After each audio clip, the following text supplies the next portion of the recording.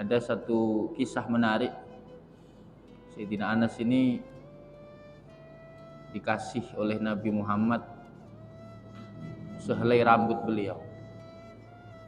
Nabi Muhammad itu kan apa yang ada di fisik beliau itu kan diperebutkan sahabat. Keringatnya Nabi pernah ditadain oleh sahabat. Ya, artinya keringatnya Nabi itu pernah dimasukkan botol oleh seorang sahabat perempuan. Kemudian Nabi Shallallahu Alaihi Wasallam bertanya, kenapa engkau memasukkan keringat-keringatku ke botol itu? Sahabat perempuan ini mengatakan, ya Rasulullah, keringatmu ini adalah parfum yang paling wangi di dunia ini. Aku mengumpulkannya dan memasukkannya ke dalam botol ini untuk aku jadikan minyak wangi. Bahkan disebutkan kalau ada anak kecil dipegang kepalanya oleh Rasulullah, itu kepalanya akan berbau wangi sampai 3 hari lamanya. Mana ada minyak wangi yang bertahan 3 hari, Pak? Ada nggak? Paling minyak wangi kita bertahan setengah jam. Apalagi yang 1 milinya cuman 5.000 lah, 5 menit udah hilang. Itu pernah keringatnya Rasulullah itu dikumpulkan ya, ketika Rasulullah tidur itu dikasih alas berupa kain ya, semacam handuk begitu. Maka ketika Rasulullah beranjak dari tempat tidurnya, diambil handuk itu dan kemudian diperes itu, karena Rasulullah kalau tidur apalagi di musim panas beliau banyak berkeringat, diperes dan dimasukkan ke dalam botol. Termasuk ludahnya Rasulullah itu juga diperebutkan, Pak.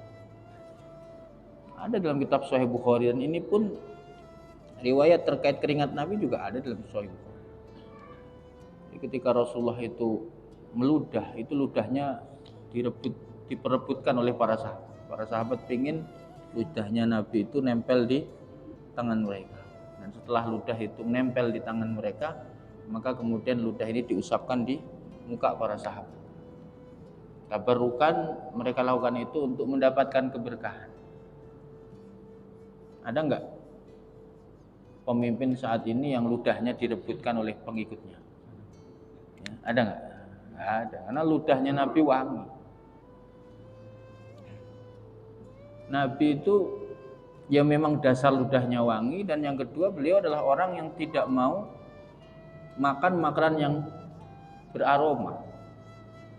Ketika Rasulullah tinggal beberapa hari di rumahnya Abu Ayyub Al-Ansari, ketika beliau sampai di Kuba, itu kan dihidangkan kepada beliau setiap hari makanan. Kebetulan suatu hari Abu Ayyub Al-Ansari menghidangkan Rasulullah makanan yang ditaburi dengan bawang, irisan bawang. Maka Rasulullah SAW tidak sedikit pun menyentuh makanan itu.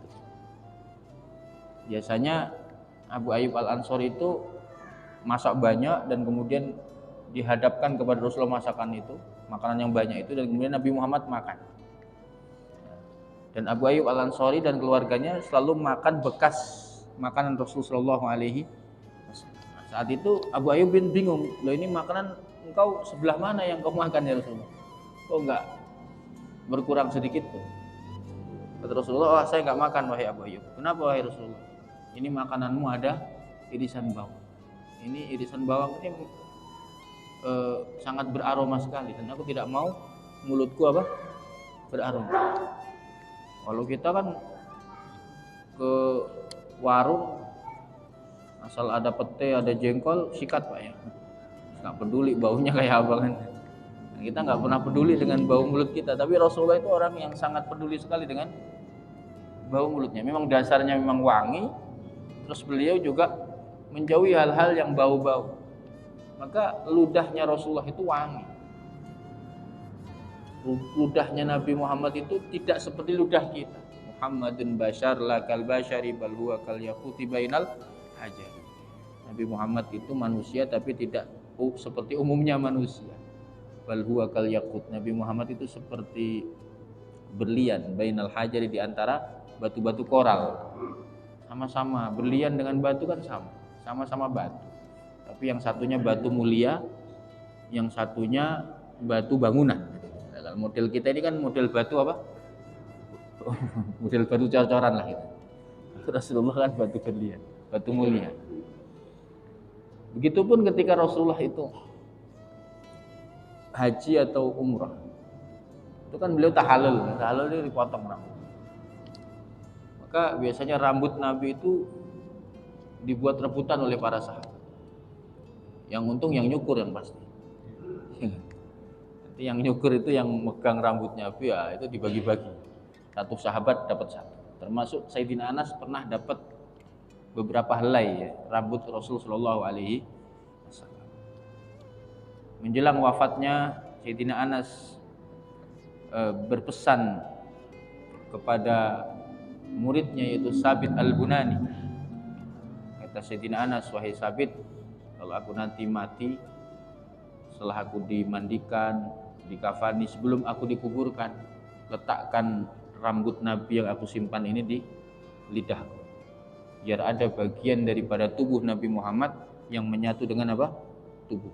Ini karena begitu mahabbah cintanya Sayyidina Anas bin Malik kepada Rasul sallallahu alaihi wasallam.